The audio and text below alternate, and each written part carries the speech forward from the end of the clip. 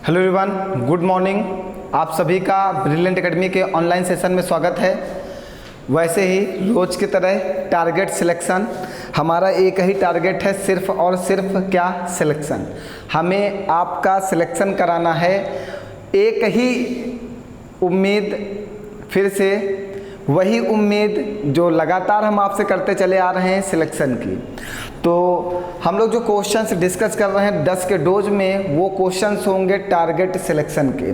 मतलब हमें कैसे सिलेक्शंस लेने हैं और सिलेक्शन में कैसे प्रश्न हमारे पेपर में पूछे जाएंगे। वैसे प्रश्नों का एक गजब की सीरीज चल रही है। वो सीरीज बहुत ही महत्वपूर्ण है सभी बच्चों के लिए, क्योंकि वहाँ से प्रश्न आपके पेपर में 101% पूछे जाएंगे। तो 2022-23 को हम लोग टारगेट करके चल रहे हैं कि 22-23 तक हमें जॉब चाहिए ही चाहिए। जितने भी पेपर होने वाले हैं उन सारे पेपरों को टारगेट करके हम चलेंगे। और यहाँ पे हम लोग एक ही टारगेट रखेंगे। टारगेट क्या है? सिलेक्शन। सिर्फ और सिर्फ एक ही टारगेट है, हमें जॉब चाहिए, बस।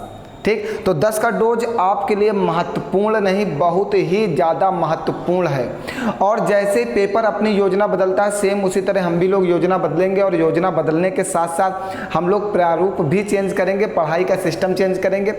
जैसे जैसे पेपर अपने चीज़ें को बदलता जा रहा, अपनी योजनाओं को बदलता जा रहा, सेम उस तरह हमें अपने पढ़ाई के पैटर्न को बदलना होगा।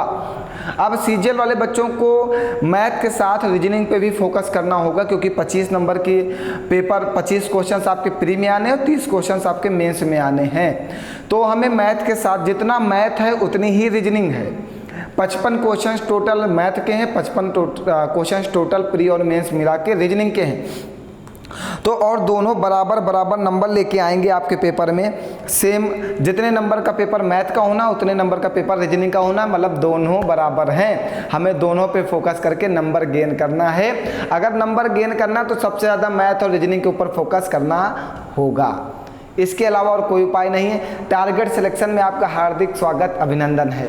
तो आज से जो टारगेट सिलेक्शन की क्लासेस चल रही हैं, इसमें बहुत ही बेहतरीन प्रश्नों के साथ क्लासेस चलेंगी। और जो 10 का डोज है वही हमने टारगेट सिलेक्शन किया है, क्योंकि 10 का डोज का मतलब ही है टारगेट सिलेक्शन। 10 का डोज मतलब 10 क्वेश्चंस होंगे, अलग अलग टॉपिक के होंगे। कुछ 2022 के पेपर के आए हुए प्रश्न, महत्वपूर्ण प्रश्नों का कलेक्शन हमारे साथ जुड़ता है रोज सुबह 8 बजे। तो एक छोटी सी बात कहेंगे, तेरा टैलेंट तेरे ही काम आएगा, तेरा टैलेंट तेरे ही काम आएगा, लोग देख कर हैरान हो जाएंगे। तेरा टैलेंट तेरे ही काम आएगा, लोग देख कर हैरान हो जाएंगे। तेरा टैलेंट तेरे ही काम आएगा और लोग देख कर हैरान हो जाएंगे जब गूगल पर तेरा नाम आएगा, जब गूगल पर तेरा नाम आएगा। इतनी मेहनत करो कि गूगल वाले तुम्हारे नाम को खुद ही देने लगे। हमें मतलब कुछ भी हो सकता है जीवन में। जिन्होंने मेहनत की है उन्होंने जीवन में इतिहास रचा है। मेहनत करने वाले ही इतिहास रखते हैं, संघर्ष करने वाले ही इतिहास बदलते हैं। जो सोया वो खोया, जो सोया वो खोया। जो सो रहा है वो सो ही रहा है, वो सोता ही रहेगा। जीवन उसका सोते हुए बीत जाएगा, आगे कुछ उसके जीवन में होना नहीं है।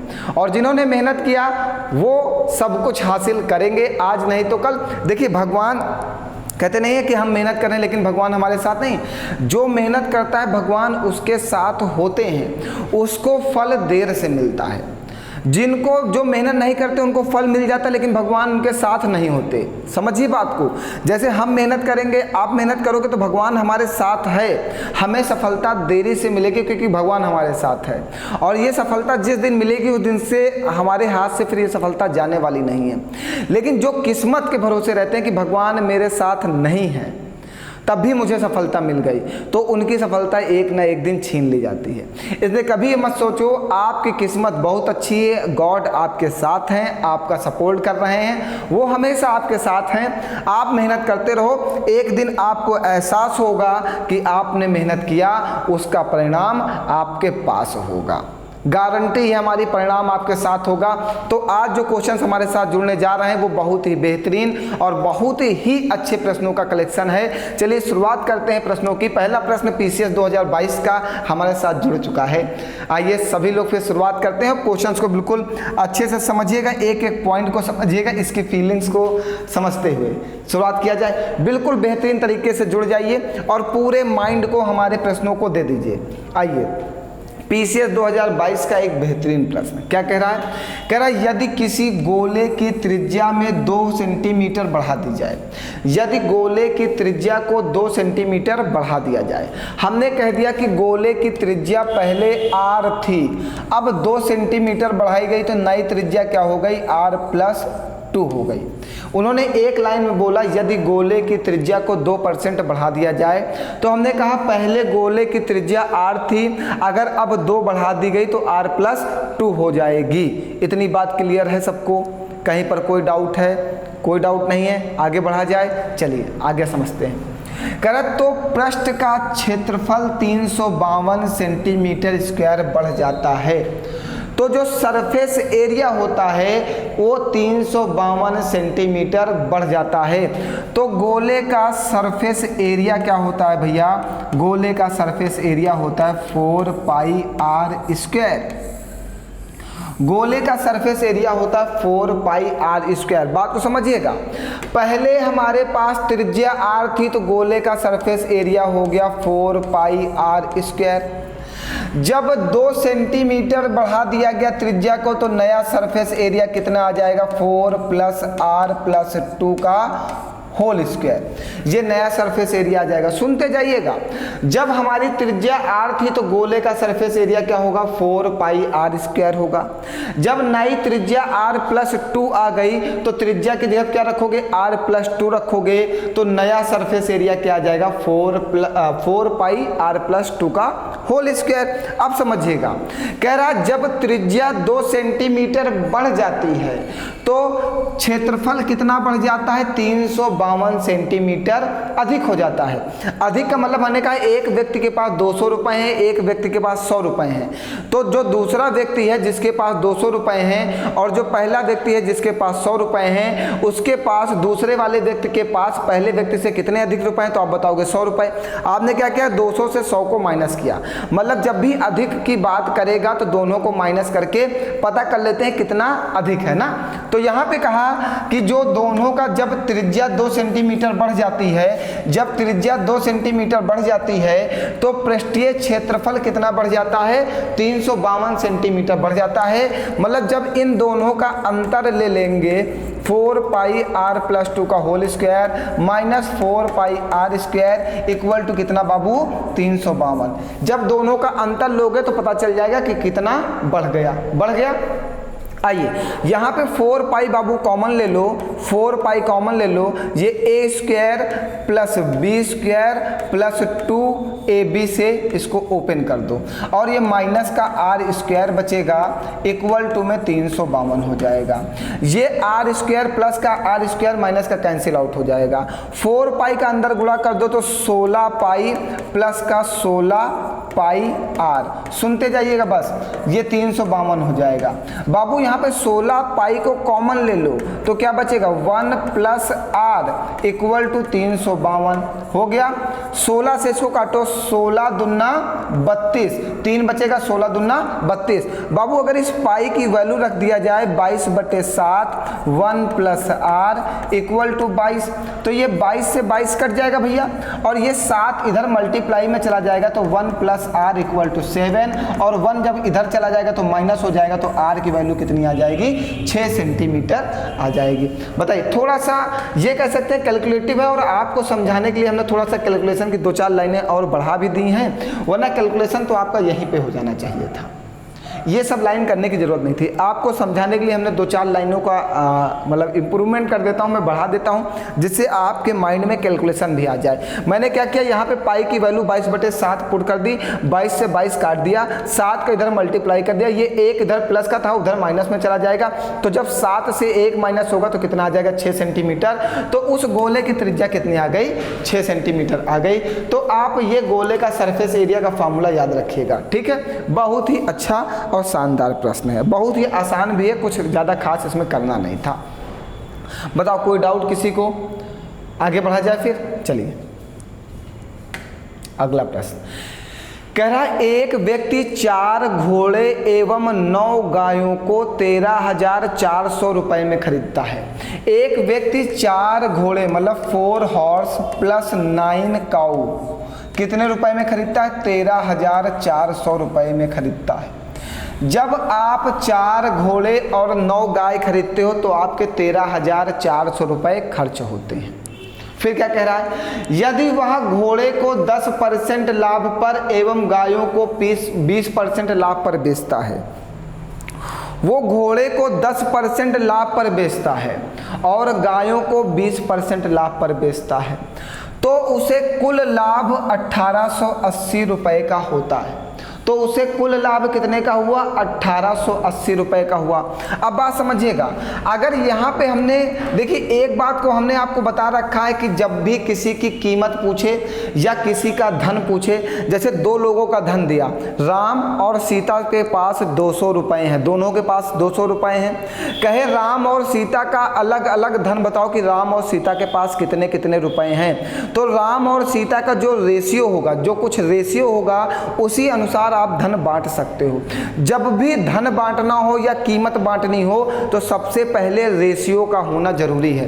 बिना रेशियो के ना ही आप धन बांट सकते हो और ना ही आप किसी वस्तु की कीमत को बांट सकते हो। ठीक, तो यहाँ पे जैसे हमें बताना है एक गाय की कीमत क्या है, तो हमारे पास टोटल 4 घोड़े और 9 काऊ की कीमत दी गई है 13,400 रुपये।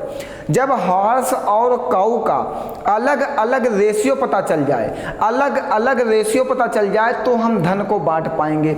अब रेशियो कैसे निकालते हैं इस बात को समझिएगा।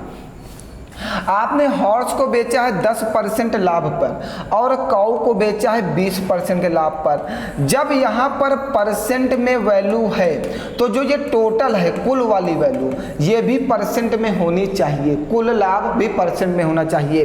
तो अब बात समझिएगा, तो प्रॉफिट परसेंट बराबर होता है प्रॉफिट कितने का है? 1880 का। प्रॉफिट गुणे 100 बटे में सीपी कितना है? खरीदा कितना में? 13,400 रुपये में। यहाँ से आप टोटल प्रॉफिट निकाल लोगे, कुल लाभ निकाल लोगे। जब कुल लाभ परसेंट में आ जाएगा उस वैल्यू को यहाँ पर रख दोगे, बस रेशियो निकल आएगा ना। देखो कितना आसान मेथड में बता दे रहा हूँ। ये 2 जीरो से 2 जीरो काट देना, इसको काटना 2 छंग 12 और 2 सती 14, इसको काटना 2 9 18 2 चौको 8, बचा क्या? 940 बटे में 67। ठीक, अब ये टोटल लाभ कितना आया? 940 बटे में 67। अब आप कहोगे सर जी इसको माइनस करने में समय लगा, बिल्कुल लगेगा। तो आप ये काम करोगे 67 से इसमें मल्टीप्लाई कर दो, 67 से इसमें मल्टीप्लाई कर दो, 67 से इसमें मल्टीप्लाई कर दो, तो ये वाला बाबू हो जाएगा 670 और ये हो जाएगा 2 सती 14 का 4 हाथ से लगाए 2 छंग 12 1 13, 67 से 67 कट जाएगा। अब रेशियो निकल आएगा, 1340 से 940 घटा दोगे तो कितना हो जाएगा? 400। 670 940 से 670 को माइनस कर दो, कितना आ जाएगा? 940 से 670 को, 0 से 0 जाएगा, 1 हासिल जाएगा, ये 14 से 7 जाएगा, 7 आएगा, ये 1 हासिल गया, 8 से 6 जाएगा, 2 आएगा। तो 1 0 से 1 0 कर गया, रेशियो बना 40:27 का। काऊ और हॉर्स का रेशियो बन गया। जब रेशियो बन जाए तो क्वेश्चन का आंसर आ चुका है, बस इतना समझ जाओ। अब आपने रेशियो बना लिया। भैया बिना रेशियो के ये प्रश्न लगाना थोड़ा सा कठिन है।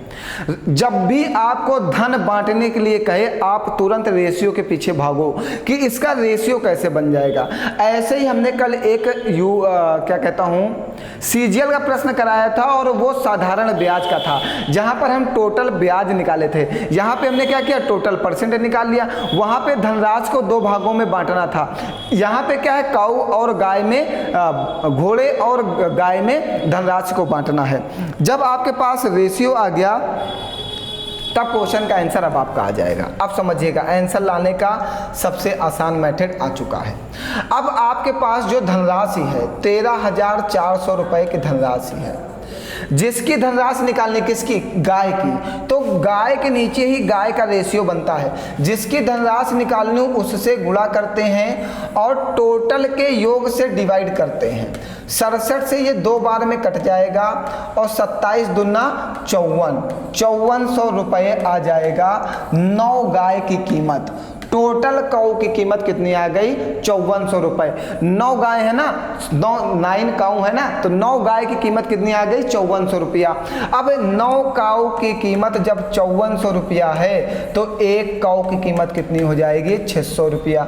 और यही पूछा है आपसे, 1 गाय की कीमत क्या होगी? 1 गाय की कीमत क्या होगी? 600 रुपया। ये भी बहुत ही बेहतरीन और लाजवाब पीसीएस 2022 का प्रश्न है। अब आप कहेंगे सर जी हम तैयारी कर रहे हैं यूपीपी की, यूपीएसआई की, सीजीएल की, सीएचएसएल की, आरपीएफ की, आरपीएफएसआई की या बैंक की, तो ये प्रश्न आप पीसीएस क्यों पढ़ा रहे हैं? बेटा क्या प्रश्न ये नहीं पूछा जा सकता आपके पेपर में? भैया हमने क्या कहा कि 10 का डोज वो होगा जहां से पेपर में प्रश्न छपेंगे, और पेपर में प्रश्न छपने के लिए हमें सारे पेपर के प्रश्नों को पढ़ना होगा, क्योंकि जब पेपर में कोई प्रश्न छपता है प्रीवियस ईयर का तो वो किसी भी पेपर से आ जाता है। और ये सीजीएल में तो बहुत आसानी से पूछा जा सकता है ये प्रश्न। सीजीएल वाले पेपर में तो बहुत ही नॉर्मल तरीके से इसको पूछा जा सकता है, क्योंकि सीजीएल वाले बच्चों के लिए तो ये आसान ही है, कठिन ही नहीं है। तो बात क्लियर हो गई। जब भी धनराशि बांटना हो तो रेशियो बनाना होगा। रेशियो बना के हमने गाय को कितने रुपए में खरीदा गया हम ये पता कर लिए। 5400 रुपए में 9 गाय खरीदी गई। 1 गाय की कीमत कितनी आ गई? 600 रुपए। आंसर आ गया। ये सबसे महत्वपूर्ण मेथड था जो मैं आपको बताना चाह रहा था। ये मतलब अब अगर आप इसको दूसरे मेथड से लगाते तो क्वेश्चन थोड़ा सा लॉन्ग हो जाता। क्वेश्चंस को लगाने के लिए, थोड़ा सॉल्व करने के लिए हमने इस मेथड को रिसीव कर लिया। ठीक है, चलो आगे बढ़ा जाए। आइए, वाओ बहुत ही बेहतरीन प्रश्न कह रहा, प्रथम 9 अभाज्य संख्याओं की माध्यिका क्या है? मीडियन पूछा है, तो पहले प्रथम 9 अभाज्य संख्याएं लिखिए आप। 2, 3, 5, 7, 9। 9 अभाज्य संख्या है या नहीं है? नहीं है। चलिए फिर क्या है? 11, 13, 17, 19, 23, 27 नहीं है। चलो फिर 29 है। कितनी हो गई? 1, 2, 3, 4, 5, 6, 7, 8, 9। सिर्फ यहाँ तक लिखनी थी 9। प्रथम 9 अभाज्य संख्या प्राइम नंबर। सबसे पहले प्राइम नंबर के बारे में एक बार मैं फिर से बता देता हूं कि प्राइम नंबर वे नंबर्स होते हैं जो 1 से बड़े होते हैं। 1 से बड़ी वे संख्याएं जो स्वयं और 1 के अलावा किसी अन्य संख्या से विभाजित ना हों। 1 से बड़ी वे संख्याएं 1 से बड़ी वे संख्याएं 1 से बड़ी वे संख्याएं जो स्वयं और 1 के अलावा किसी अन्य संख्या से विभाजित ना हो वो प्राइम नंबर होते हैं। 1 से बड़ी वे संख्याएं जो स्वयं और 1 के अलावा किसी अन्य संख्या से विभाजित ना हो वो प्राइम नंबर होते हैं। बात क्लियर हो गई? हाँ। अब उसने कहा प्रथम 9 अभाज्य संख्याओं की माध्यिका है। बहुत ही लाजवाब प्रश्न। प्रश्न को जब भी घुमाना होगा आपके पेपर में तो प्रश्नों को ऐसे ही घुमाया जाएगा। ठीक है, प्रश्नों को ऐसे ही एक अचानक से एक अजीब सा प्रश्न फेंक देगा। अब हमारी बात सुनो भैया, माध्यिका क्या होती है? सबसे पहले आप माध्यिका के बारे में समझिएगा। माध्यिका बराबर होता है, हाँ, माध्यिका बराबर होता है n+1/2 वां पद, n+1/2 वां पद। n बराबर जब विषम संख्या हो, और सम संख्या के लिए फार्मूला अलग होता है, इसीलिए हमने लिख दिया n बराबर जब विषम संख्या हो। अब हमें बताना है कि प्रथम 9 अभाज्य संख्याओं की माध्यिका क्या होगी। तो हमने बताया माध्यिका बराबर n+1/2 पद। माध्यिका का n क्या है? विषम संख्या हो, मतलब n जो हो ये 1, 2, 3, 4, 5, 6, 7, 8, 9। 9 है तो 9 कैसी संख्या है? विषम संख्या में होनी चाहिए। जैसे 11 हो या 13 हो या 15 हो या 17 हो या 19 हो, जब भी नंबर विषम संख्याओं में हो तब हम लोग ये वाला फॉर्मूला लगाएंगे। और जब ये पद, ये जो पद हैं ये सम संख्या में हो तो ये फार्मूला नहीं लगाते, जब ये पद विषम संख्या में हो तभी फार्मूला ये लगता है। ठीक, अब आंसर कैसे निकालेंगे? n+1, n की जगह कितना 9 है, 9 पद है, 9 + 1/2 वां पद। बहुत ही अच्छा तरीका है ये प्रश्न का आंसर निकालने का। ये 9 1 10 कटेगा, 2 पंची 10, पांचवा पद, पांचवा पद तो 1 2 3 4 5, पांचवा पद कौन सा? तो इसकी माध्यिका क्या होगी? प्रथम 9 अभाज्य संख्याओं की माध्यिका कितनी हो जाएगी प्यारे बच्चों? 11 हो जाएगी। पीछे 2022 का एक ये भी कह सकते हैं थोड़ा सा अच्छा प्रश्न है, क्योंकि कभी कभी बच्चा माध्यिका के बारे में नहीं पढ़ता और भूल जाता, पेपर में आता प्रश्न तो हम लोग नहीं लगा पाते। ठीक, तो माध्यिका क्या होता है? n+1/2वां पद, n बराबर पदों की संख्या विषम होना चाहिए। तो 9 पद थे, 9 + 1/2 किया, 2 पंची 10, पांचवा पद, पांचवा पद कौन सा है? 11, तो इसकी माध्यिका कितनी हो जाएगी? 11। अब समझिएगा, बहुत सारे बच्चे कह रहे होंगे मान लीजिए सर जी आपने संख्याओं को 2 3 5 7 11 लिखा, हम इस संख्या को 7 11 13 2 4 6 ऐसे मतलब लिखे, उल्टा सीधा लिखे? नहीं बेटा, संख्याओं को हमेशा बढ़ते हुए क्रम में लिखना है। जब भी आपको माध्यिका निकालनी हो तो संख्याओं को हमेशा बढ़ते हुए क्रम में लिखना है। बात क्लियर हो गई? जब भी आपको संख्याओं की माध्यिका निकालनी हो तो हमेशा संख्याओं को किस में लिखोगे? बढ़ते हुए क्रम में। जैसे कि हमने संख्या लिख दी 1 3 4 5, हमने कहा इसकी माध्यिका बताइए, 5, एक और लिख लो, 1 3 5 2, हमने कहा इसकी माध्यिका बताइए।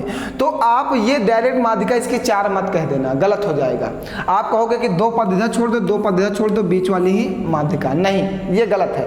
सबसे पहले आप इसको आरोही क्रम में, असेंडिंग ऑर्डर में आप इसको व्यवस्थित करोगे, बढ़ते हुए क्रम में। सबसे पहले आप संख्याओं को बढ़ते हुए क्रम में व्यवस्थित करोगे। फिर जब विषम पद होंगे, मतलब जब पदों की संख्या विषम हो तो 2 संख्याएं इधर 2 संख्याएं इधर, बीच वाला ही क्या होगा? माध्यिका होगा। बात कर समझ गए? जब पदों की संख्या विषम हो तो बराबर संख्या इधर छोड़ देना, 4 और 4, बीच वाला ही क्या होता है? माध्यिका, मतलब n+1/2वां पद। जब पदों की संख्या विषम हो, जब पदों की संख्या सम होगी तो ये फॉर्मूला नहीं लगाएंगे। तो ये भी ध्यान रखना है कि हमें पदों को कैसे व्यवस्थित करना है भैया? पदों को असेंडिंग ऑर्डर में, बढ़ते हुए क्रम में व्यवस्थित करना है, उसके बाद हम लोग माध्यिका निकालते हैं। बिना असेंडिंग ऑर्डर में व्यवस्थित किए अगर आपने माध्यिका निकाल दी तो प्रश्न का उत्तर गलत हो जाएगा। चलो आगे बढ़ो। आइए, ABC किसी कार्य को क्रमशः इतने इतने इतने दिनों में करते हैं। ठीक है, A एक कार्य को करता है 20 दिनों में, B एक कार्य को करता है 30 दिनों में, C एक कार्य को करता है 60 दिनों में। अगर इसका लासा ले लिया जाए तो इसका लासा प्यारे बच्चों कितना होगा? 60। ये हमारे लिए तो टोटल वर्क है, लेकिन मेरे लिए ये टोटल मनी है, क्योंकि पैसा खर्च करना हमारे लिए आसान है। भैया मेरे कॉन्सेप्ट को समझते चलोगे, हमेशा आप निश्चिंत रहोगे। ठीक है,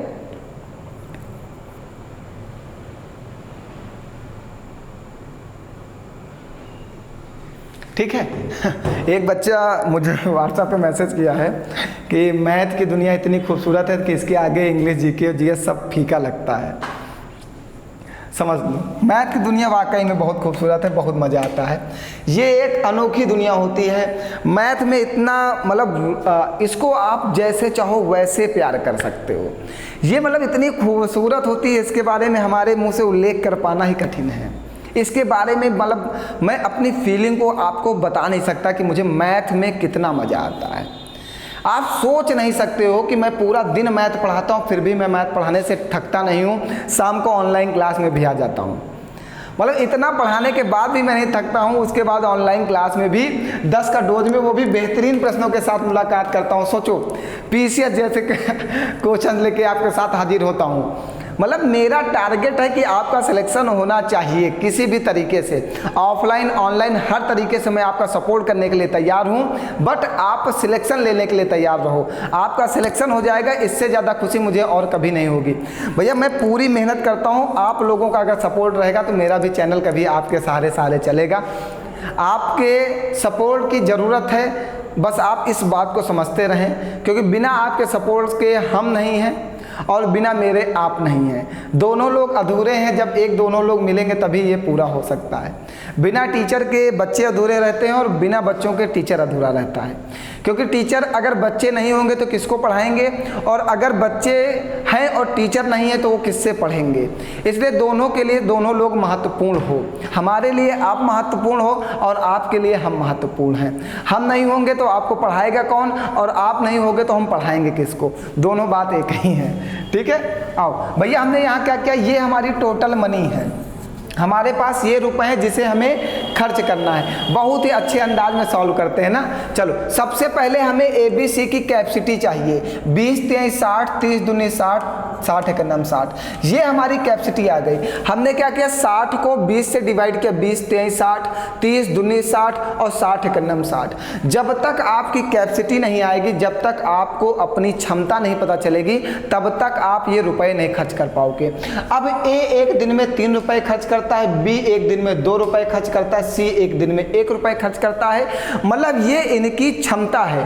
अब खर्च करने का तरीका पेपर बताया होगा, क्वेश्चन बताया होगा यहाँ पे कि ये जो आपके पास टोटल रुपए हैं, जो 60 रुपए हैं, इनको किस तरीके से खर्च करना है, किस तरीके से खर्च करना है। अब ये क्वेश्चन बताएगा। चलो, ये 60 रुपए हमें खर्च करना है, किस तरीके से खर्च करना है क्वेश्चन देखते हैं। कह रहा कि कितने दिनों में उस कार्य को A पूरा कर सकता है। मतलब A इन रुपयों को कितने दिनों में खर्च कर सकता है। A को पूरे रुपए खर्च करना है, लेकिन किस तरीके के खर्च करना है। यदि प्रत्येक तीसरे दिन B और C सहायता करते हैं, मतलब इन रुपयों को खर्च कराने में तीसरे दिन B और C भी आते हैं। मतलब पहले और दूसरे दिन A अकेले रुपए खर्च करता है, मस्त, लेकिन तीसरे दिन क्या होता है, B और C भी इनका साथ देने आ जाते हैं कि चलो यार हम भी थोड़ा सा खर्च कर लेते हैं। तो चलो समझते हैं। अब आप एक तरफ लिखिएगा खर्च और एक तरफ लिख दीजिएगा दिन। तो पहले 2 दिन A अकेले खर्च करता है। A एक दिन में 3 रुपए खर्च करता है। चलो इस तरह लिखो, पहला एक दिन आया, A ने 3 रुपए खर्च किए। दूसरा दिन आया, फिर A आया, 3 रुपए खर्च किया। समझते चलिएगा। हमने कहा कि पहले दिन A आया, 3 रुपए खर्च, जितनी कैपेसिटी होगी उतना ही खर्च कर पाओगे। पहले दिन A आया, 3 रुपए खर्च किया। दूसरे दिन फिर A आया, 3 रुपए खर्च किया। अब तीसरे दिन रोमांस होता है, थोड़ा सा लोग साथ में जुड़ जाते हैं। क्या होता है, तीसरे दिन 3 लोग आ जाते हैं। अब तीसरे दिन A plus B plus C, तीसरे दिन B और C सहायता करते हैं रुपया खर्च कराने में। अब जब तीनों लोग मिलके खर्च करेंगे तो 3 2 5 1 6 रुपए खर्च हो जाएंगे एक दिन में। समझिए, 2 दिन तुम अकेले खर्च करते हो रुपए और तीसरे दिन 2 लोग और खर्च कराने आ जाते हैं। तो 2 दिन तुमने अकेले खर्च किया, तीसरे दिन जब तीनों लोग खर्च करोगे तो कितने रुपए खर्च हो जाएंगे, 6 रुपए। अब समझिएगा, 6 3 9 3 12 रुपए खर्च हो गए कितने दिन में, 3 रुपए। खर्च कितने करने हैं, 60 रुपए। इसमें किससे गुणा कर दें, 5 से, 12 पंचे 60। इसमें भी 5 से गुणा करो, 5 3 15। तो 15 दिन में कितने रुपए खर्च हो गए, 60। आपके पास रुपए कितने थे, 60। समय कितना लगा, 15 दिन। 15 दिन। बात समझ गए। A उस कार्य को पूरा कर सकता है, मतलब A तो शुरुआत से लेके आखिरी तक पैसा खर्च कर रहा है। तो A को कितना समय लग रहा है, 15 दिन A रहेगा पैसा खर्च करने में। ठीक है, A शुरुआत से आखिरी तक पैसा खर्च कर रहा है, तो A लगातार है, तो A लगातार 15 दिन खर्च करेगा, तब ये पैसा खर्च होंगे जब B और C इनकी सहायता करेगा। हमने क्या किया, 12 रुपए खर्च होते थे 3 दिन में, इसमें 5 से गुणा कर दिया, 12 पंचे 60। इसमें 3 से गुणा कर दिया, 3 25 15। तो 15 दिन में 60 रुपए खर्च हो गए, 60 ही रुपए थे, पूरे के पूरे खर्च हो गए। समय कितना लगा, 15 दिन। 15 दिन आंसर आ गया। आगे बढ़ाया जाए। चलिए भैया, आज वाकई में पीसीएस 2022 के प्रश्नों ने मतलब आग लगा रखी क्लास में। आज तो धमाका हो रहा है, एक से बढ़ के एक प्रश्नों का धमाका होता जा रहा है। चलो भैया, कह रहा किस वार्षिक चक्रवृद्धि ब्याज की दर से 1200 रुपए की धनराशि 2 वर्षों में इतनी हो जाएगी। जब भी प्रश्न में कहे हो जाएगी तो वो अमाउंट होता है, जब भी प्रश्न में कहे धनराशि हो जाएगी तो वो अमाउंट होता है। चक्रवृद्धि ब्याज में रेट निकालने का बहुत ही आसान मेथड बता दे रहा हूँ, बहुत ही आसान मेथड, सुनते जाना भैया। 1200 रुपये की धनराशि, मतलब ये आपका प्रिंसिपल है, आपके पास 1200 रुपये हैं, आप एक बैंक में जमा करते हो और 2 वर्ष बाद ये कितनी हो जाती है, 1348.32 हो जाती है, मतलब ये आपका अमाउंट है कितना, 1348.32 रुपये हो जाती है। आपके पास 1200 रुपये थे, आपने 2 वर्ष के लिए बैंक में जमा कर दिया, तो इतने रुपए बैंक आपको देगा। तो ब्याज की दर बताना कि ब्याज की दर क्या है, ठीक। तो ऐसे प्रश्नों में आप बाबू क्या करिएगा, अमाउंट और प्रिंसिपल का रेशियो बना लेना। अमाउंट कितना है, 1348.32 बटे में 1200, दशमलव हटाओ, जीरो बढ़ा लो 2, इसको काटो 12 एकन्नम 12, एक बार में काट रहे हैं, सुनते जाइएगा, 12 एकन्नम 12, इसको काटो 12 एकन्नम 12, एक हासिल जाएगा 14 होगा, फिर 12 एकन्नम 12, फिर 2 हासिल जाएगा 28 होगा, 12 दूना 24, 4 बचेगा 43 होगा, 12 तिहाई 36, तो कितना बचेगा, 43 के बाद 36, 12 तिहाई 36, 12 चौक 48, 12 तिहाई 36, 36 4, 3 7 72, 12 छंग 72, ये बनेगा 11236 बटे में 10,000। ये हमने काट दिया। काटने के बाद अमाउंट ऑफ प्रिंसिपल का रेशियो ये आया। यहाँ पे जितने वर्ष दिया होगा, यहाँ पे जितने वर्ष दिया होगा, यहाँ पे ये उतने ही वर्ष का उतना ही स्क्वायर लिखा होगा। देखिए ऊपर वाला 106 है और नीचे वाला 100 है, ये इसी का स्क्वायर लिखा हुआ है, समझ गए। यहाँ पे जो वर्ष दिए जाएंगे वो उसी का स्क्वायर होगा। यहाँ पे अगर 3 होता तो वो क्यूब होता, अगर यहाँ पे 4 होता तो वो पावर 4 होता। वो समय जो देगा उसी के अनुसार आपको समझना होगा कि ये स्क्वायर लिखा है या क्यूब लिखा है। बात समझ गए। अब यहाँ पे समझिएगा, आपने बैंक में कितने रुपए जमा किए, 100 रुपए। आपके पास अमाउंट है 106 और प्रिंसिपल है 100। आपने बैंक में जमा किए 100 रुपए, मिले कितने, 106 रुपए। ब्याज कितना मिला, ब्याज कितना मिला, चक्रवृद्धि ब्याज 6 रुपए मिला। 100 रुपए जमा किए, 106 मिला, तो ब्याज कितना मिला, 6 रुपए। आपको ब्याज दर बताना है, तो ब्याज गुणे 100 बटे में प्रिंसिपल, तो ब्याज दर हो जाएगी 6% की। बहुत ही आसान मैथड बता दिया, इससे आसान तो हो ही नहीं सकता। आपको अगर मैथड कभी कभी देखो, जो नए बच्चे आज जुड़े होंगे क्लास में, कभी कभी क्या होता है, कुछ नए बच्चे जुड़ जाते हैं क्लास में, तो उनको समझने में थोड़ी सी प्रॉब्लम होने लगती है। प्रॉब्लम बाबू इसलिए होने लगती है क्योंकि आपका चैप्टर ही नहीं क्लियर है। जब तक आपका चैप्टर नहीं क्लियर होगा ना, तो आपको प्रॉब्लम होगी ज़रूर। तो ऐसा क्या करो कि क्लास तो आप ज्वाइन किया करो, 10 का डोज, खराब क्लासेस नहीं, बहुत ही अच्छे प्रश्न हैं, अच्छे लेवल के हैं। लेकिन एक काम और क्या करो इसके साथ साथ, कि मैंने जो चैप्टर वाइज क्लासेस पढ़ा रखी हैं, आप वो क्लासेस भी पढ़ा करो, जिससे आपको ये पता चले ना कि कैसे ये प्रश्न लगाए जा रहे हैं। अब यहाँ पे हमने ये क्लासेस में हमने बहुत बेहतरीन तरीके से विस्तार पूर्वक समझाया है अमाउंट ऑफ प्रिंसिपल का रेशियो बनाने का मेथड का। यहाँ पे मैं डायरेक्ट बताऊंगा कि अमाउंट ऑफ प्रिंसिपल का रेशियो बनाएंगे, ब्याज दर निकालेंगे, ब्याज परसेंट निकाल लेंगे। बस जिन्होंने क्लास पढ़ रखी है उनके लिए सिलेक्शन बैच है, टारगेट सिलेक्शन है, तो उन्हें तो ये सब बेसिक चीज़ें आती ही हैं। ठीक है, आइए आगे बढ़, इस प्रश्न को आइए बेहतरीन तरीके से समझते हैं। बढ़िया गजब का प्रश्न है, सुनते जाइएगा सभी लोग। कह रहा, यदि एक वृत्ताकार मार्ग की बाहरी तथा भीतरी परिमापों का अनुपात इतना है। अब समझिएगा, एक वृत्ताकार मार्ग है आपके पास, ये एक वृत्त बना लो पहले, ठीक है, फिर इसके अंदर एक वृत्त और बना लो,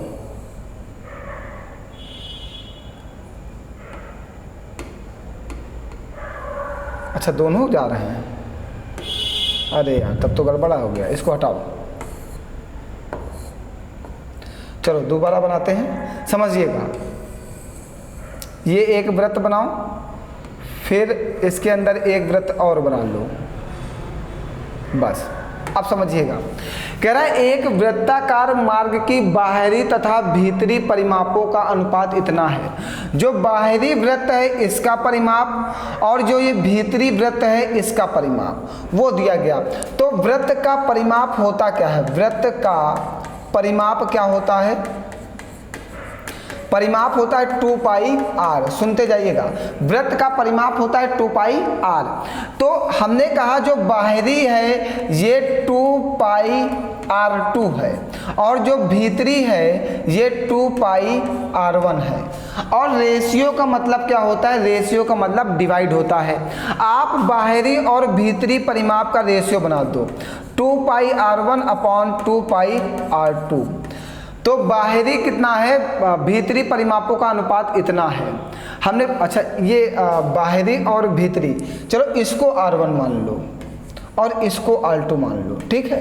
भीतरी वाले को हमने R2 माना और बाहरी वाले को हमने R1 माना है, ठीक। चलो अब बाहरी का कितना है 23 और भीतरी का कितना है 22। सुनते जाइएगा, ये इनके परिमाप का अनुपात है।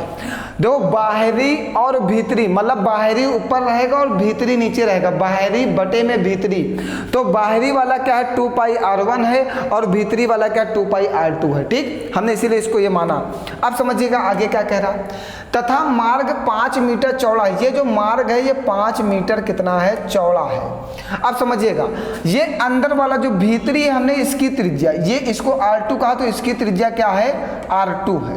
जो बाहरी इसको हमने R1 कहा तो इसकी त्रिज्या कितनी हो जाएगी R1 हो जाएगी। ये 5 मीटर चौड़ा मार्ग है। सुनते जाना भैया बस। अगर हम इस वाली त्रिज्या को R2 को हम कहते हैं कि x है तो R1 क्या हो जाएगा x + 5 हो जाएगा, क्योंकि ये 5 इसमें जुड़ जाएगा, हो जाएगा। R2 को इतनी त्रिज्या को हमने कह दिया x है, R2 x है, तो R1 जो होगा ये पूरी की पूरी R1 होगा। बड़े वाले वृत्त की त्रिज्या यही तो होगी। छोटे वाली वृत्त की त्रिज्या अगर x है और बड़े वाली वृत्त की त्रिज्या की अगर बात की जाए तो ये जो मार्ग है ये 5 मीटर चौड़ा, तो x में 5 जोड़ दोगे तो बड़े वृत्त की त्रिज्या आ जाएगी। मीन्स R1 क्या है x + 5 है। अब आपका आंसर आ गया। चलो R1 कितना है x + 5 है और R2 कितना है x है, ये कट जाएगा, ये 23/22 बनेगा।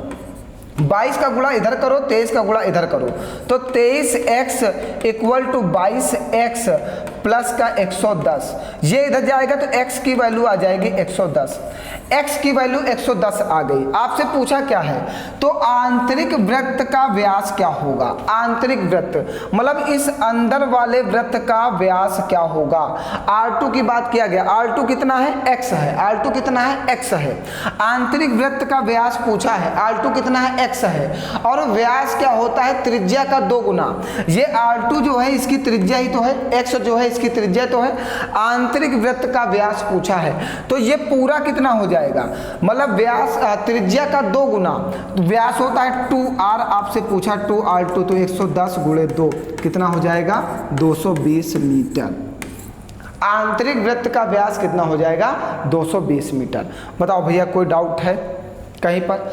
हमने अंदर वाले वृत्त की त्रिज्या को R2 माना था, बाहर वाले वृत्त की त्रिज्या को R1 माना था, और ऊपर है बाहरी और नीचे है भीतरी, तो भीतरी वाला R2 है और R1 ऊपर वाला बाहरी है। हमेशा रेशियो पे ध्यान रखिएगा, जैसा जैसा वो बोलेगा आप उसी को मानिएगा, उसी के सामने उसकी वैल्यू लिखते हैं। जैसे हमने R1 को बाहरी माना है तो बाहरी पहला वाला ही है, उसका रेशियो 23 होगा तो हमने 23 ऊपर लिखा है। R2 को हमने भीतरी वाला माना तो देखो R2 जो भीतरी वाला है उसका रेशियो दूसरा वाला होगा, उसके सामने उसका रेशियो लिखते हैं। अब R1 जो है x + 5 है, क्योंकि x + 5 R1 है और x R2 है। x की वैल्यू आ गई कितनी 110, ये इसकी त्रिज्या आई है, x इसकी त्रिज्या हमने माना था, ठीक। R2 की त्रिज्या x थी, तो उसका जब 2 गुना कर दोगे तो उसका व्यास आ जाए कितना 220 मीटर। चले आगे बढ़े, बताइए कोई डाउट है। चलिए फिर एक बेहतरीन प्रश्न, PCS 2022 के ही प्रश्न सब लगाए हुए हैं आज हमने, और खतरनाक खतरनाक खतरनाक प्रश्न, मतलब वाकई में बहुत खतरनाक है। मैं तो थक गया पढ़ाते पढ़ाते। अच्छा अभी तक कितने प्रश्न पढ़ा पाए हो ये बता दो जल्दी से। 1 2 3 4 5 5 6, अभी मुझे 4 5 और 5, जल्दी जल्दी पढ़िए भैया, नहीं तो 10 प्रश्न कंप्लीट नहीं होंगे। मैं ऐसे ही थक जाता हूँ आपको समझाते समझाते ही। कह रहा 3 आदमी या 7 औरतें एक कार्य को 32 दिनों में पूरा कर लेते हैं। मतलब ये कह सकते हो 3 मैन हैं या 7 वुमेन किसी कार्य को कितने दिनों में कर लेते हैं 32 दिनों में। मतलब 3 मैन की जो कार्य को 32 दिनों में 3 मैन करेंगे उसी कार्य को 7 वुमेन कर लेंगी 32 दिनों में, ठीक है। ये इनका कैपेसिटी है। मतलब जो 3 मैन या 7 वुमेन, मतलब जो कार्य को 3 मैन करेंगे वही कार्य को 7 वुमेन कर सकती हैं। मतलब जो कार्य 3 मैन 32 दिन में पूरा करेंगे उसी कार्य को 7 वुमेन भी 32 दिनों में पूरा कर देंगे। मतलब जो 3 मैन की कैपेसिटी होगी वो 7 वीमेन के बराबर होगी। 3 पुरुषों की जो क्षमता है वो 7 महिलाओं की क्षमता के बराबर है। ठीक, अब आगे क्या कह रहा है? कह रहा 7 आदमी और 5 औरतें मिलकर, अब कह रहा 7 आदमी और 5 औरतें मिलकर उससे 2 गुने कार्य को कितने दिनों में पूरा करेंगी? अब समझिएगा, अगर आप इसके बराबर में मैन लेना तो यहाँ पे सबको मैन बना देना, अगर आप इधर वीमेन लेना तो यहाँ पे सबको वीमेन बना देना। अब क्या बनाना आसान है? बनाना तो कुछ भी नहीं आसान है, सब कुछ कठिन है, क्योंकि 7 मैन, अब 3 मैन को 7 मैन बनाने में कठिनाई है ना, और 5 वीमेन तो 5 वीमेन बनाने में कठिनाई। चलो देखते हैं कैसे बनाया जाएगा। इसको आप लिख सकते हो 1 मैन बराबर 7 वीमेन, 7/3 वीमेन लिख सकते हो, महिलाएं लिख सकते हो। अगर इसमें 7 से गुणा कर दो, 7 मैन बनाने के लिए इसमें 7 से गुणा करो, तो इस वाले में भी 7 से गुणा कर दो, तो 7 × 49/3 वीमेन। मतलब 7 पुरुषों की जो कैपेसिटी होगी वो 49/3 महिलाओं की कैपेसिटी के बराबर होगी। अब बना लेंगे हम लोग, सुनिएगा। अब हम इधर लेंगे 7 आदमी लेंगे, ठीक है, 7 मैन कार्य को कितने दिनों में करते हैं? 32 दिनों में। ये एक मेथड है M1D1 बराबर M2D2, ठीक है। अगर आप इधर मैन लोगे तो इधर भी सबको मैन बनाना पड़ेगा। चलो बनाओ, 7 मैन प्लस 5 वीमेन है, इसको आदमी बनाओ। 7 मैन के अच्छा क्या ले रहे हैं? 7 मैन के जब तो वीमेन ले लो, चलो महिलाएं लो। 7 वुमेन किसी काम को करती हैं 32 दिनों में, ठीक है। M1D1 7 महिलाएं किसी काम को करती हैं 32 दिनों में, तो 7 मैन की जगह पे क्या लिख दो? 49/3 महिलाएं प्लस 5 महिलाएं, तो ये बनेगा 3 × 25 15 बराबर में लिखिएगा। 3 × 25 15, 15 49 में जोड़ो, 49 1 50, 4 54 10 64/3 महिलाएं कार्य को D2 दिनों में करेंगी। बहुत ही अच्छा प्रश्न है। देखो यही सबसे बड़ी समस्या होती है इसको बनाने में। एक बात को हमेशा ध्यान रखना, इस वाले इक्वेशन में जो लेना, अगर इधर महिलाएं लोगे कि 7 महिलाएं उस कार्य को 32 दिनों में करती हैं तो इधर सबको महिला ही बनाना पड़ेगा। अगर इधर पुरुष लोगे तो इधर सबको पुरुष बनाना पड़ेगा। हमने 7 मैन बराबर 49/3 महिलाएं निकाल ली थी, तो 7 मैन को हमने 49/3 महिलाएं बना दी। बहुत ही लाजवाब प्रश्न है। चलिए अब कैंसिल करते हैं जल्दी से। महिलाएं से महिलाएं कटेगा, 32 दूना 64 कट जाएगा, 32 दूना 64 कट जाएगा। ये 7 × 21, 21/2 बच रहा है D2 में। अच्छा एक बात को और कहा है, सॉरी क्या कहा? उसके 2 गुने कार्य को। अब समझिएगा, इसी में एक W1 होता है और ये एक W2 होता है। अब हम कहेंगे यहाँ पे कार्य 1 है और यहाँ पे 2 गुना कार्य है। इसके 2 गुने कार्य को, यहाँ पे W1 को 1 और W2 को 2, ये 2 से 2 कट जाएगा। अब 7 × 21 बराबर D2 आ जाएगा, ठीक है। देखो थोड़ा सा भी मिस्टेक होता है आंसर गलत हो जाता, थोड़ी सी भी मिस्टेक होती क्वेश्चन गलत हो जाता। उसने कहा जो पहले आप कार्य करते थे उसके 2 गुने कार्य को इतने पुरुष और इतने महिलाएं मिलकर कितने दिन में करेंगी? तो कितने दिन में करेंगे? 21 दिन में। उधर अगर महिला लेना तो इधर भी महिला, अगर उधर पुरुष लेना तो इधर भी पुरुष। इस बात पे बिल्कुल डटे रहना, ठीक है। बहुत ही लाजवाब PCS 2022 का बेहतरीन प्रश्न है। ये ऐसे प्रश्न कठिन नहीं होते, कैलकुलेटिव होते हैं, थोड़ा इसमें दिमाग का यूज करके इधर उधर करके फिर बनाना पड़ता है। आओ आगे बढ़ते हैं।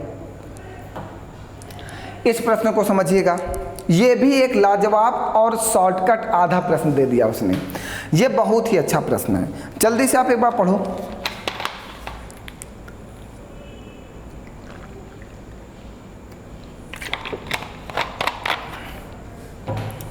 बताया जाए। उसने कहा है 17 अभ्यर्थी किसी परीक्षा में सम्मिलित हुए। 17 बच्चे किसी परीक्षा में पेपर देने गए।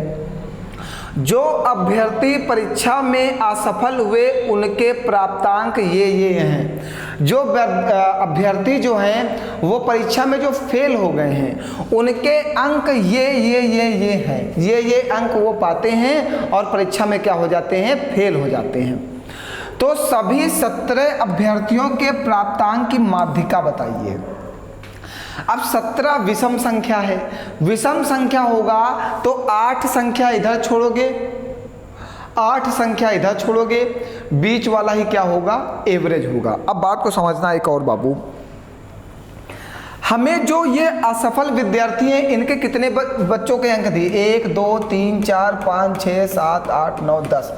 10 बच्चे ऐसे हैं जो फेल हुए हैं और उनके अंक दे दिया है कि ये अंक पाते हैं और वो सब फेल हो जाते हैं।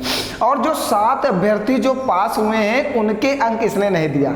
बहुत बड़ा खिलाड़ी है पेपर, मतलब जो फेल अभ्यर्थी उनके अंक दे दिया और जो पास अभ्यर्थी उनके अंक ही नहीं दिया और कह रहा माध्यिका बताओ। यार जब तक सारे बच्चों का नंबर नहीं पता होगा हम माध्यिका कैसे बताएंगे। सबसे बड़ी बात, पहली बात तो सारे बच्चों का नंबर तो पता होना चाहिए, बिना नंबर पता करे माध्यिका कैसे बता देंगे। नंबर के बिना माध्यिका निकालना थोड़ा सा मुश्किल है। और पहली बात, अब एक बात, 17 अभ्यर्थी हैं, पदों की संख्या तो विषम है, विषम होती है तो माध्यिका निकालने का सबसे आसान मेथड, सबसे पहले नंबर को असेंडिंग ऑर्डर में व्यवस्थित करते हैं। चलो पहले इनको असेंडिंग ऑर्डर में व्यवस्थित करो। चलो सबसे पहले कौन आएगा, 4, फिर 5, फिर 6, फिर 6, फिर 7, फिर 7, ये 8, ये 8, ये 9 और ये 10। 1 2 3 4 5 6 7 8 9 10। 10 बच्चे जो हैं जो फेल हुए हैं उनके नंबर को हमने असेंडिंग ऑर्डर में व्यवस्थित कर दिया, बढ़ते हुए क्रम में व्यवस्थित कर दिया।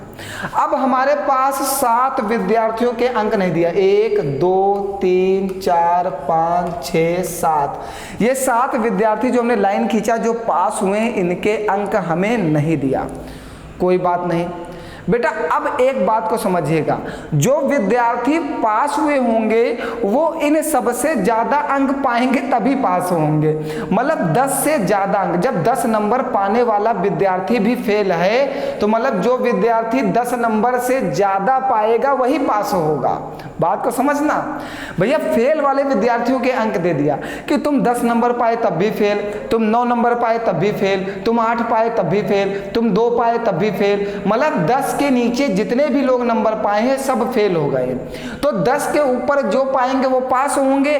तो अगर असेंडिंग ऑर्डर में अगर आप व्यवस्थित करोगे बढ़ते हुए क्रम में, तो 10 के बाद जो भी नंबर पाएंगे वो 10 से ज्यादा होंगे, तो वो सब 10 के बाद ही तो जाएंगे।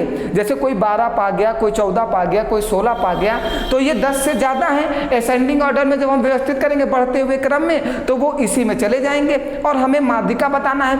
माध्यिका में क्या होता है, 8 नंबर इधर छोड़ना, क्योंकि 17 है तो होता है माध्यिका n+1/2वां पद, यही तो होता है 2वां पद।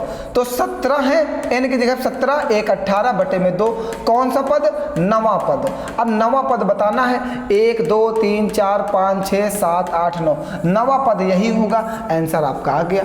आपको आगे वाले नंबर दिया हो या ना दिया हो, बस आपको ये पता है कि 10 के बाद जो नंबर पाएंगे बच्चे वही पास होंगे। और असेंडिंग ऑर्डर में जब व्यवस्थित करोगे तो क्या कहते हैं, अंक आगे वाले ज्यादा होंगे। जब ज्यादा होंगे तो वो दे या ना दे, माध्यिका हम ऐसे ही निकाल लेंगे क्योंकि उसने 10 बच्चों को दिया था और टोटल 17 बच्चे हैं। माध्यिका में क्या होता है, 8 नंबर इधर छोड़ते हैं, 8 नंबर इधर छोड़ते हैं, बीच वाला ही क्या होता है, एवरेज होता है। और जब विषम पद हो माध्यिका निकालने का फॉर्मूला भी होता है n+1/1 पद। समझ गए भैया। तो ये नंबर नहीं दिया था इसलिए कोई फर्क नहीं पड़ता, क्योंकि पास वाले विद्यार्थी जो होंगे वो 10 से ज़्यादा नंबर पाने वाले होंगे, मतलब वो 10 के बाद इधर आ जाएंगे। माध्यिका तो हमें यहाँ ही मिल गई, आगे वाले नंबर दिया हो या ना दिया हो।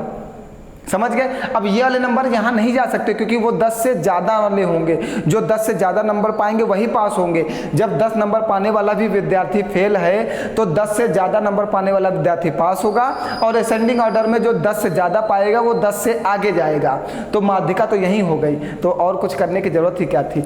बहुत ही लाजवाब। जितनी तारीफ की जाए इस प्रश्न की उतनी ही ज़्यादा कम होगी।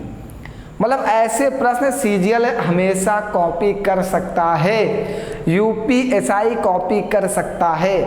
मैं पीसीएस 2022 के प्रश्न ऐसे लेके आपके पास नहीं आया हूँ, मैं इसीलिए लेके आया हूँ कि अगर कॉपी हो तो आप लगा पाओ, क्योंकि बेहतरीन प्रश्न है ये सब। माध्यिका सभी लोग पढ़ते हैं लेकिन ऐसे प्रश्न नहीं पढ़ते माध्यिका के। आइए, वाव, कह रहा किसी धातु के एक ठोस गोले की त्रिज्या इतनी है, इसे 4 मिलीमीटर व्यास का कितना लंबा तार खींचा जा सकता है।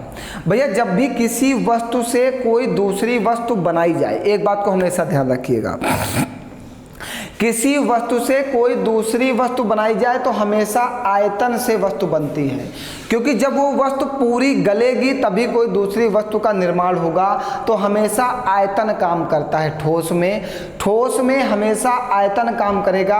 आयतन जब पूरा वो वस्तु गला दी जाएगी तभी उस वस्तु से दूसरी वस्तु का निर्माण होगा। तो हमेशा ऐसे प्रश्नों में आयतन काम करता है।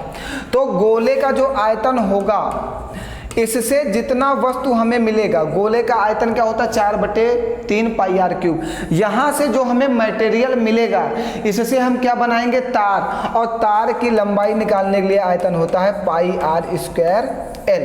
तो दोनों के आयतन आपस में क्या होंगे, बराबर। मान लीजिए, बात को समझिएगा, अगर हम इस पेन को गला के इससे हम एक कोई दूसरा पेन बनाते हैं तो आयतन तो बराबर होगा ना दोनों पेनों का, क्योंकि मटेरियल तो कहीं जाने वाला नहीं। जितना से सामान इसमें से निकलेगा इसी सामान से हम कोई दूसरा वस्तु बनाएंगे, तो दोनों का वजन बराबर होगा, मीन्स आयतन समान होगा। वस्तु का आकार चेंज हो सकता है। जैसे ये मोबाइल है, हम इसको गला दें, इससे हम कोई दूसरी वस्तु बनाएं तो इसका जो आयतन होगा उसका आयतन और इसका आयतन बराबर होगा। इस वस्तु का समान कहीं जाने वाला नहीं है, ठीक है। तो हमेशा जब भी किसी वस्तु से कोई दूसरी वस्तु बनाई जाएगी तो उसका आयतन बराबर होगा, ठीक। अब आगे समझते हैं क्या क्या दिया गया है। क्या क्या दिया गया, 4/3 पाई से पाई काट देना, ठीक है। यहाँ पे ठोस गोले की त्रिज्या दी गई 3 सेंटीमीटर, तो 3 × 3 और यहाँ पे इसकी ये देखिए यहाँ पे दिया इससे 4 मिलीमीटर व्यास का। अब त्रिज्या नहीं दिया, व्यास दिया। अब अगर व्यास दिया है तो मतलब यहाँ पे 2r बराबर दिया गया है 4 मिलीमीटर, ठीक। तो r बराबर हो जाएगा 2 मिलीमीटर। अब मिलीमीटर को सेंटीमीटर में चेंज करने के लिए 10 से भाग करते हैं, तो 2/10 × 2/10 हमें L निकालना है, ठीक है।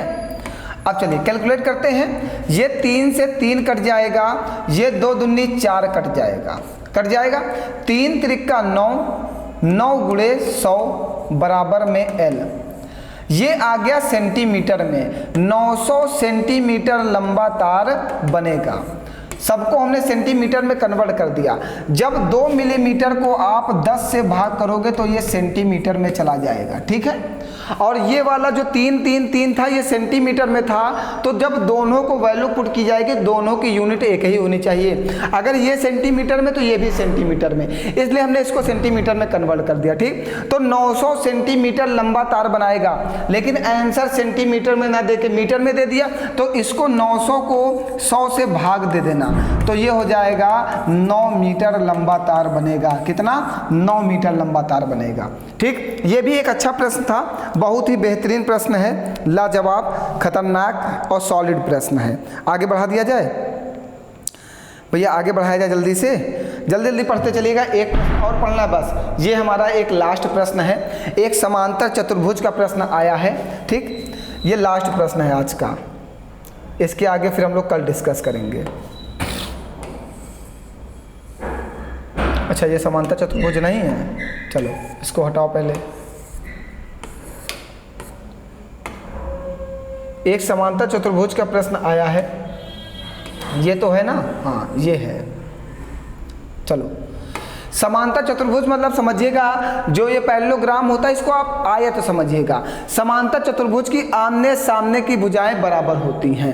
तो क्या किया, समांतर चतुर्भुज की लंबाई 17, अगर ये 17 है तो ये भी 17 होगी। उसकी चौड़ाई 11, अगर ये 11 है तो ये भी 11 होगी। उसका एक विकर्ण 26 सेंटीमीटर लंबा है, उसके एक विकर्ण की माप 26 सेंटीमीटर है, दूसरे विकर्ण की लंबाई क्या होगी? उसके एक विकर्ण की लंबाई कितनी है? 26 सेंटीमीटर है, और दूसरे विकर्ण की आपसे क्या पूछा है? लंबाई पूछा है। तो हम बताते हैं, ये इसका एक विकर्ण कह देना, ये वाला, ये इसको नंबरिंग कर दे, ABCD। एक विकर्ण की लंबाई AC है, दूसरे विकर्ण की लंबाई BD है। तो होता क्या है? फॉर्मूला होता है कि भुजाओं के वर्गों का योग AB² plus BC² plus CD² plus AD²। भुजाओं के वर्गों का जो योग होता है वो उसके विकर्ण के वर्गों के योग के बराबर होता है। क्या होता है? भुजाओं के वर्गों का योग उसके विकर्ण के वर्गों के योग के बराबर होता है। बाबू यही क्वेश्चन एक ऐसा ही सेम लेखपाल में पूछा था। समझो पीसीएस 2022 के पेपर में, पीसीएस 2022 पहले हो चुका था, उसके बाद पेपर हुआ था लेखपाल का, सेम यही प्रश्न लेखपाल में पूछा गया था। आप जाके देख लीजिएगा, सेम, अगर डिजिट चेंज होगी लेकिन पैटर्न सेम यही है। उसमें भी एक विकर्ण निकालने की बात किया था, मतलब सेम पैटर्न पे ही प्रश्न था। 2022 का पेपर हुआ, सेम उसके बाद ही लेखपाल का पेपर हुआ। तो क्वेश्चंस कॉपी हुआ, डिजिट भी कॉपी किया होगा, मुझे ध्यान नहीं है, अगर डिजिट नहीं कॉपी किया लेकिन प्रश्न सेम यही था। ठीक, तो ऐसे प्रश्न पूछे जा सकते हैं आपसे पेपर में। अब आपसे क्या कह रहा है? हमने बताया कि भुजाओं के वर्गों का योग उसके विकर्ण के वर्ग के योग के बराबर होता है। अब भुजाएं क्या है? AB कितनी? 17, तो 17 का स्क्वायर 289। BC कितना है? BC 11, 11 का स्क्वायर 121। CD कितना? 17, 17 का स्क्वायर 289। और AD कितना? 11, 11 का स्क्वायर 181। AC कितना दिया? एक विकर्ण दिया गया 26 सेंटीमीटर का, दूसरा विकर्ण पूछा है हमसे BD वाला, तो 26 का स्क्वायर 676, और BD को पूछा है आपसे, BD का स्क्वायर। ठीक, इसको कैलकुलेट करो जल्दी से, क्या आएगा? ये 289, एक 290 और 10 20, 290 300 310 310 410 820, 820 minus 676 equal to BD square. इन सबको जोड़ लेना, ये वाला जोड़ने पर 820 आएगा। ये 10 से 6 जाएगा 4 आएगा, एक हासिल के 11 से 7 जाएगा 4 आएगा, एक हासिल के 7 से 6 जाएगा 1, BD स्क्वायर। ये किसका वर्ग है? 12 का, तो BD बराबर कितना आ जाएगा? 12। तो दूसरा विकर्ण कितना आ गया? 12। ये भी एक लाजवाब प्रश्न में लेखपाल में पूछा गया है। Constable, CGL, CHSL, UPSI, UP TET, super TET, ये किसी भी पेपर में पूछा जा सकता है। तो इस बात को याद रखिएगा, समांतर चतुर्भुज में विकर्ण निकालने का सिर्फ एक ही तरीका है। अब आपसे भुजा निकालने के लिए भी दे सकता है, कुछ भी निकालने के लिए दे सकता है, आप इसी मेथड से इस प्रश्न को लगाना। ठीक, सबको क्लियर हो गया? चलिए फिर आगे कल मुलाकात होती है कुछ और बेहतरीन प्रश्नों के साथ। पीसीएस के 2022 के प्रश्न लाजवाब थे, खतरनाक थे, मजा आ गया पढ़ाने में। ठीक है, चलो आगे अभी इसके 1-2 प्रश्न रह गए हैं, वो भी हम कल सॉल्व करा देंगे। और आज के लिए इतना ही, बहुत बहुत धन्यवाद। आगे कल मिलते हैं, खास मुलाकात होगी कल खास प्रश्नों के साथ।